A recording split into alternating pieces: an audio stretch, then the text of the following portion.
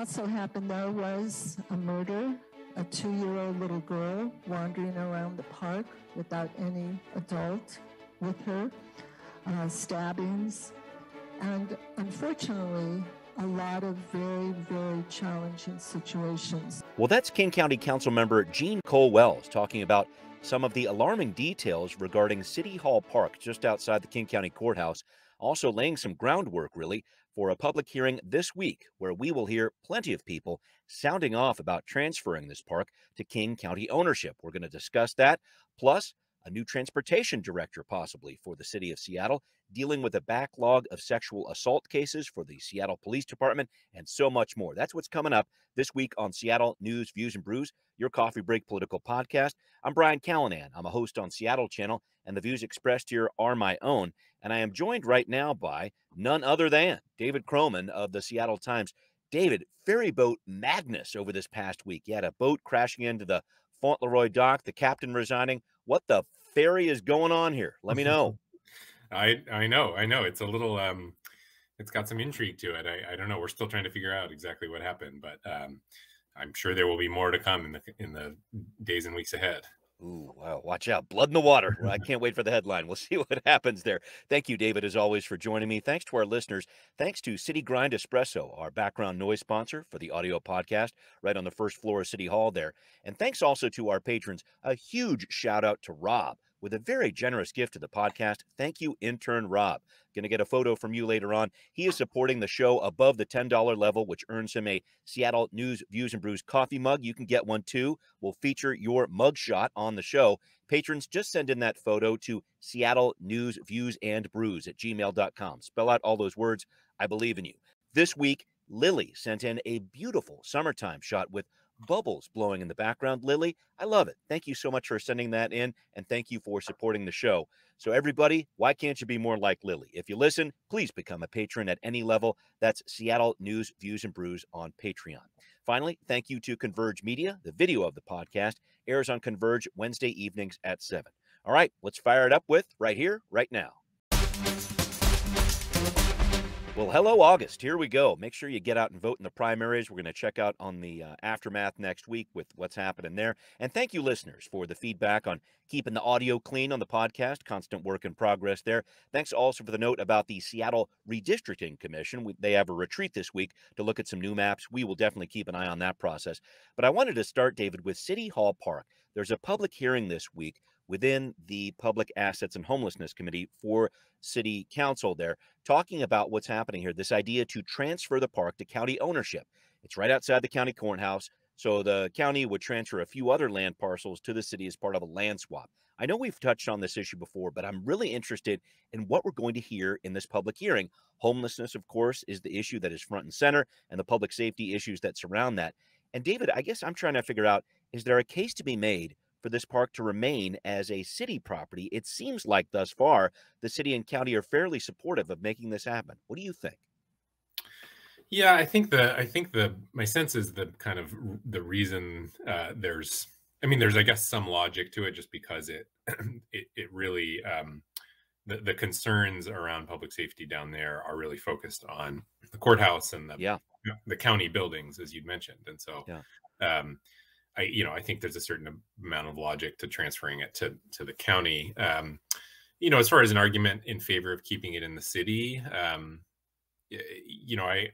the city lately has been kind of the one leading a lot of these big outreach efforts to parks like Woodland Park, and other public spaces where there have been a lot of homeless encampments, and sort of partnering with local organizations to do a lot of outreach and try and get those people into housing, and have actually done that in City Hall. I suppose I don't know if the transfer would prevent the city from continuing to do that, but I suppose there's an argument that this strategy that people like Councilmember Lewis are touting of just kind of intense, prolonged outreach before you kind of make people leave the camp. I suppose that keeping it in city hands perhaps could make that easier. I don't know, though. I'm sure the county would be okay with the city doing work in their park also. So Sure, sure. And I mean, think about it. The King County Regional Homelessness Authority is supposed to be the governing agency that's trying to bring all this different effort together around homelessness. So that's part of the puzzle too. And I did want to point out, I think it's important to point out, a public hearing is happening here after a lot of pressure from advocates not to rush this process. For background here, folks, city and county leaders have been talking about this space since 2017, working on activating it. The pandemic ended up pushing resources elsewhere, and now here we are. But we had this report from the county executive's office in January of 2021. And I think after that came out, there was a lot of concern that the space would not remain a public park. Jean Cole Wells has said, she said it in the council meeting, this will remain a park in perpetuity. As I understand it, there may be some language the council needs to clean up to ensure that's exactly what's written in the deal. But David, you brought this up. We've watched challenges like this unfold at places like Ballard Commons in the city of Seattle here, still gated off, waiting to reopen. How does the county or any agency build back better when it comes to a public park here? It's not like our homelessness crisis is over or COVID. We're not done with that either. No, yeah, I mean that's kind of the million dollar question, and this Yeah. is a particularly, it's challenging in any park, because it really comes down to space. This preferred outreach mechanism to these kind of hotspot parks now is this sort of prolonged, intense outreach. You try and get, you take as much time as you need. You try and get as many people into housing as you can, but Sure. That's good in theory, and when there is space for people to go, it works. Right. But the question being, how much space is there for people to land is always perennially out there. And then I think this area too is perhaps maybe a little bit more challenging than even Ballard or Woodland Park, because it's in that area where there's the DESC shelter and a lot of resources in there, you bet. So it is, as you would expect, a lot of folks head down there to get those resources, and so then it's distinguishing between maybe a lot of the folks are just there like spending their lunch break in the same way where I would use that park. So sort of who is allowed in that park and who is not is really a hairy question, and really gets at the heart of a lot of this these complicated kind of issues of public camping and parks and things like that. Right. It's not, there's going to be some gate out there where people are asking, are you homeless or not? I mean, that's not the way the public parks work. And I wonder how that's going to be unfurled here in terms of trying to make this into an activated park where perhaps camping, et cetera, would certainly not be encouraged. And how do you do that? I'm very interested to see how the county is going to do that.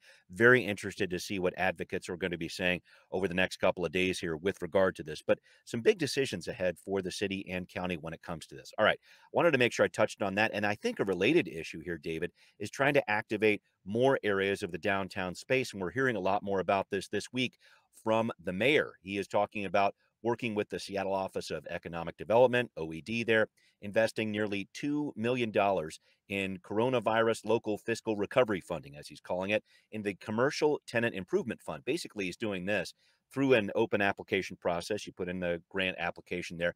These small businesses could get up to $100,000 to build out commercial spaces, make commercial improvements, and make these projects more affordable, located within Seattle city limits.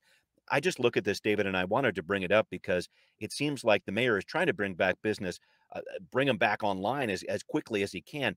What impact do you think these different type of grant programs might have on different businesses around our area? It's a little confusing to me. I don't understand exactly how this works because, I know that the state explicitly forbids gifts of public funds to private entities, which is at least from city money, and which is a thing that has come up a lot. The best example I can think of is when they were redoing 23rd Avenue. I think it was 2016 or something like that. There were a lot of concerns about the construction impacts on the businesses there. It came up a lot where the city is pretty limited in how much it can just sort of fork over to these businesses to help them stay.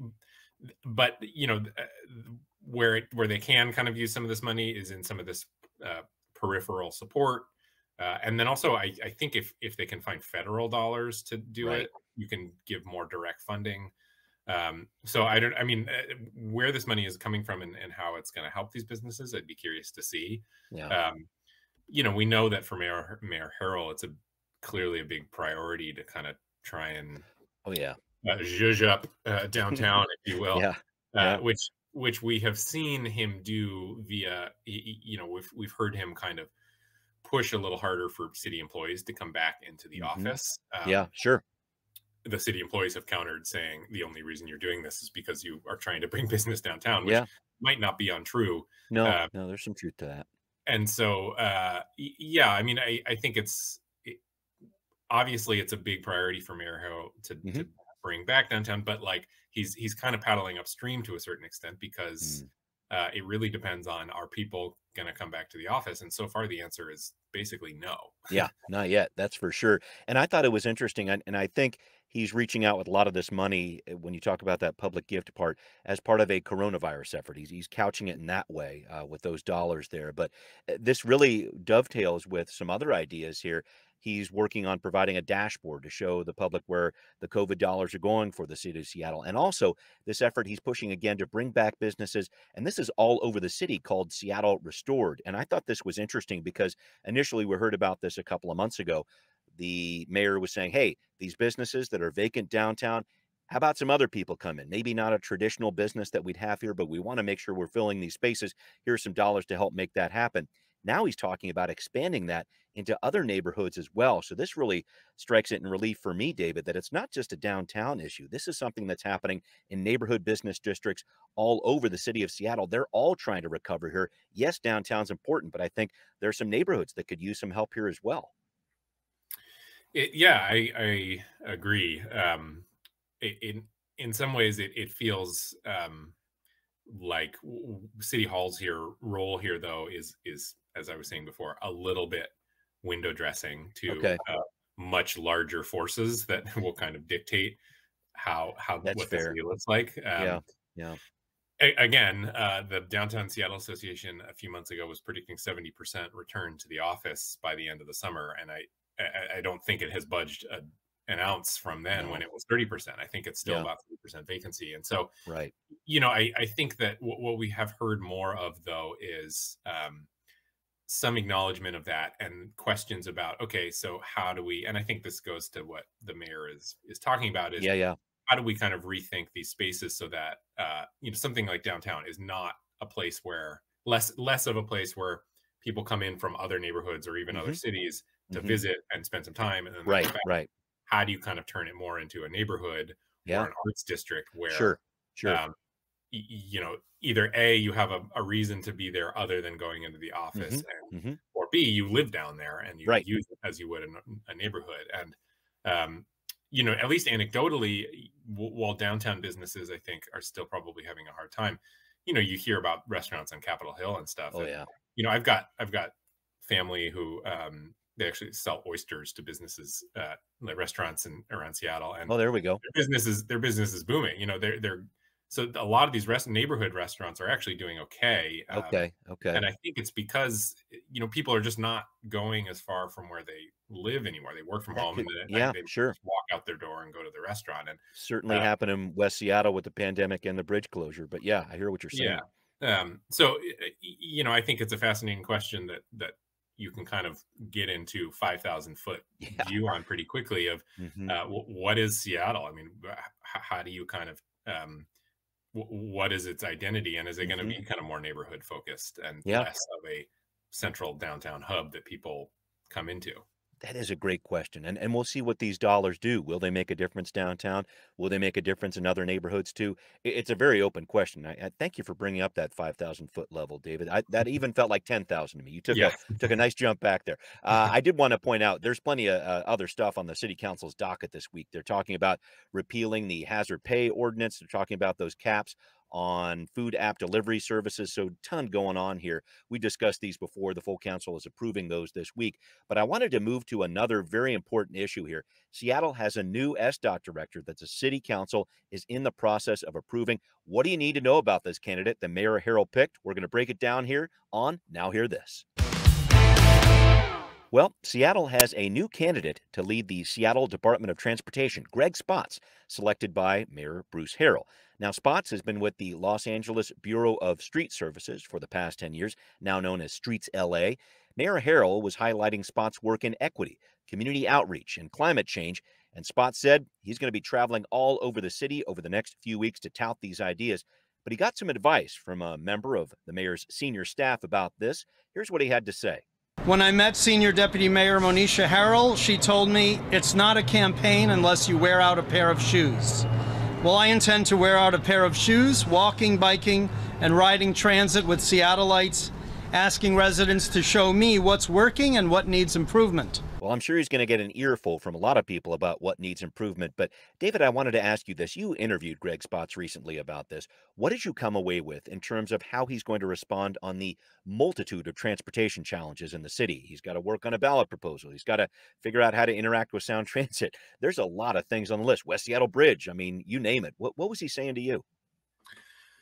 This selection, I thought, I don't want to say I was surprised because, but it's interesting because I think on the campaign trail, you know, I think in the kind of world of like urbanism and people who are very strongly kind of pedestrian and bike advocates and sort of advocates for thinking of transportation more holistically and not just about cars. Not car centric, yeah. You know, those folks were, I think, a little bit concerned about Mayor Harrell because at one point, at least in a debate, he had said something about how, you know, we can't forget about cars and we need, you know, that needs to be part of the conversation. And then comes Greg Spots, and his history is actually really, I would say it's about as kind of urbanist focus as I've ever heard from an SDOT director. I mean, he's pretty explicit about transportation departments can no longer be, and you know, he talked about transportation departments can no longer be kind of that vision of the 1950s master plan community. It's no longer just about fostering commutes via cars. That really transportation departments are need to be thinking about, you know, who is using the streets and how do you share that space, and even kind of dipping into questions about zoning and sort of urban planning and how that impacts transportation. And you know what, one of the first things he brought up was the Vision Zero goals have not been met for pedestrian and bike deaths. So, you know, it surprised me in two ways, which is he really brought, I thought, his own kind of perspective and priorities to this in a way that sometimes when there's a new director nominated, they basically say, I'm the mayor's person. Yeah, exactly. I'm here at the pleasure of the mayor, and I carry out his or her vision dutifully. He was pretty. I thought he was pretty. He had a fairly clear viewpoint that I thought came through that seemed to live independently of Mayor Harrell's viewpoint, which I thought was interesting.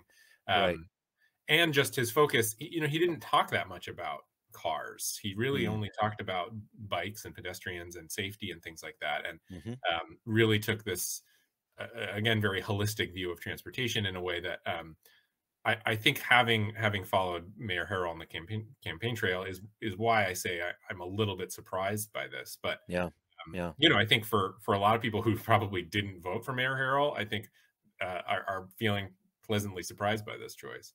Yeah, I would agree with that. And I wonder if this is at least in part a response to what the city council has been pressuring for when it comes to Vision Zero over the past several months here. Tammy Morales from District 2, where she actually ran against Bruce Harrell several years ago as a council candidate. And Bruce Harrell won that, but Morales now has that seat. I really see that pressure from the council and from the surrounding neighborhoods here to really ramp up this safety issue, Aaron. So I'm bringing this up because the council has to do this review over the next couple of weeks of Greg Spots as a candidate. What's going to happen there? Does his candidacy fly through, or what do you think that process is going to be like? I haven't seen any kind of major, I haven't found any kind of major red flags or anything that would suggest that his nomination is going to be held up. I'm sure Councilmember Peterson, who's the chair of the committee, will have some tough questions for him, but his kind of vision seems to align, I would say, with a lot of what I've heard from members of the council. The fact that his nomination came on one of, or maybe the second hottest day of the year, also seemed to kind of fit in, because in LA he launched this big sort of, or at least kind of oversaw this big kind of cooling, painting streets in a way that didn't reflect back as much heat, and planting a lot of Yeah. trees. And, I think with the heat dome of last year and the recent heat wave we just had, has been a lot of conversation about equity when it comes to who gets hit the hardest during heat waves. And, Yeah. we basically know the answer to that, which is Yeah. poorer and communities of color. Mhm. And so the fact that he has done this work in LA and is being introduced as it's hitting 90 degrees, I Yeah. think that also is probably not a coincidence. No. And it's also something that I think probably a lot of members of the council will appreciate. But Yeah. we'll see. Things always come up in nomination Of course. confirmation hearings, and we'll see what those are. Yeah, certainly is talking a lot about climate change, and that'll be an important piece of it, I think, from the council's perspective too. One last bit on this: is there something in your mind, just looking at whatever candidate tackles this job, what is that top priority? Is it figuring out the Move Seattle levy, or what do you think is the top priority for whoever comes in on this job? Yeah, I think as far as, I think there's this sort of large scale top priority, which I would say is probably safety. In fact, he said that's his top priority is safety. Mhm.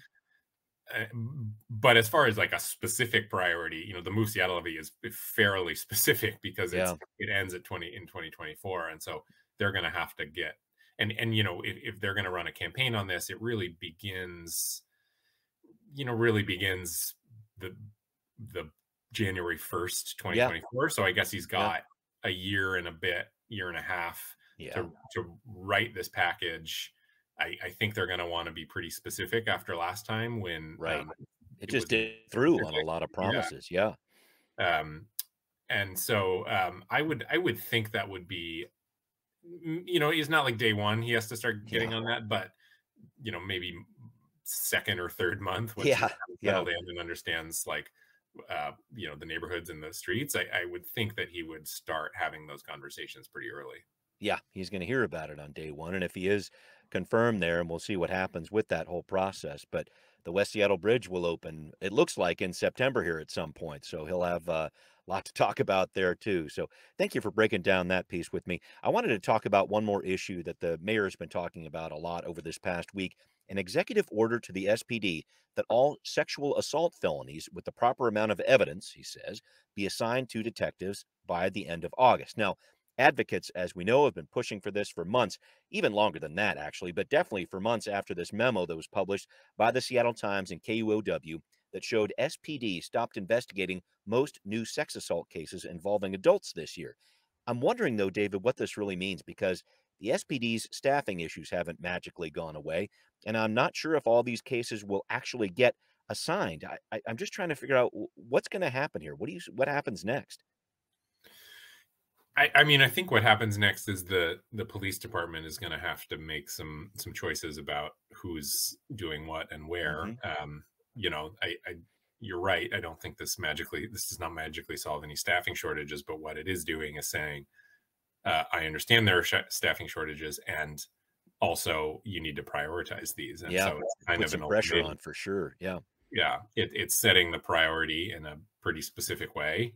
I doubt the police department is happy about this because, they have countered into the story that, this is a staffing issue and you can't just shift people around, that it requires specialized training to do this.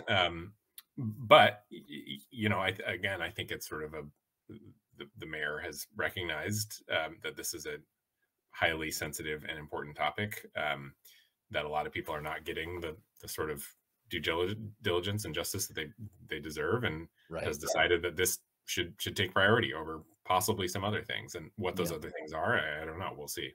Yeah, no, it is interesting to watch this, because I think you would hear from advocates that even before the pandemic, this was an issue. A lot of victims coming forward and cases not getting investigated, and that has really dropped off during the pandemic here over the past several years as the SPD has lost officers. I wonder if it becomes part of the case that the SPD is going to make when it comes to, and the mayor is going to make when it comes to, hey, police need more funding. If we're really going to get honest about making sure we're investigating these cases involving sexual assault, we're going to need some more dollars. We're going to need some more officers and more money for training. I feel like that might all come together here too, David. Yeah, I think that's probably true. The challenge is, even if they have the money, can they actually get the people? Yeah. And Yeah. I don't know. I mean, we have seen this and talked about this before, but police departments are competing fairly stringently, and especially for, you know, a detective, A specialized, yeah. somebody who's specialized and in theory has, because you don't just hire someone as a detective. No. People end up detectives after being officers or patrol officers for a while. So yeah, right. you know, I do think it's a decent question about whether or not, you know, where you get more people to do that. But you know, I mean, I think there's sometimes there are times for nuance, and there are times for let's get it done. Down and saying let's get it done. And in this Yeah. case, you know, when you're talking about sexual assault cases, clearly it's if these cases are not even being assigned, that is comes across as a pretty serious abdication of some of the basic duties of you would think of a law enforcement agency. Absolutely true. And we can see the mayor reacting to that too. Well, thanks for breaking that down with me, David. All right. Well, up next, we all know that sharing is caring, but car sharing, at least in some Seattle neighborhoods, well, they don't care for it much at all. David's got the story on Transportation Talk. David, I thought you had a fascinating piece in the Seattle Times about car sharing. We're not talking about the Zipcar app that a lot of people are familiar with, but peer-to-peer car sharing, as it's called, through an app called Turo. Now, most people who serve as hosts on Turo, and I'm reading this from your article here, own only 1 or 2 cars, but some people are treating this more like a business, and that's made for a few ruffled feathers in the neighborhoods here. What's happening? Yeah, it's really fascinating. I mean, so this model, people call it the kind of Airbnb of cars. I think that's the fastest way of describing it, which is when it came around, and you know, it's sort of 2010, Turo came on, and then in Seattle it showed up in 2012. So it's not actually that new, but when it showed up, it was in the same way that Airbnb started as, hey, you can rent out your room to a traveler for cheap or whatever. The same way, it was this model of, hey, you've got this car, it probably sits idle for most of the time. You can make a couple extra bucks by renting it out. Or if someone needs a truck and you've got a truck, you know, you don't have to ask a friend to help you move. And for years, that really was kind of the driving force behind this. But sort of organically, a few people, you know, especially around 2017, 2018, started to figure out that they could actually make pretty good money doing this, and started buying up cars to do more than just their extra underused vehicle. And then in just the last year, Turo in particular, there are 2 of these companies, Turo and Get Around. I focus more on Turo because it's bigger and has been around longer. But Turo in particular has kind of recognized that, hey, we can actually make a lot more money and become a lot more professionalized based off of these sort of professional hosts. These people are actually intentionally buying cars in order to rent them. And they have also, not coincidentally, recently filed to go public on Wall Street, to become a publicly traded company. And so they have actually made an intentional shift just in the last year to encourage people to do this kind of thing. And so we've seen pretty massive increases in the number of hosts who are buying up large numbers of cars and renting them out, and at least so far appear to be making pretty good money doing it. So it's a very interesting shift. It feels like we're kind of in that limbo period that maybe Airbnb was in maybe 6 or 7 years ago, when it was transitioning into this kind of more professionalized hotel industry.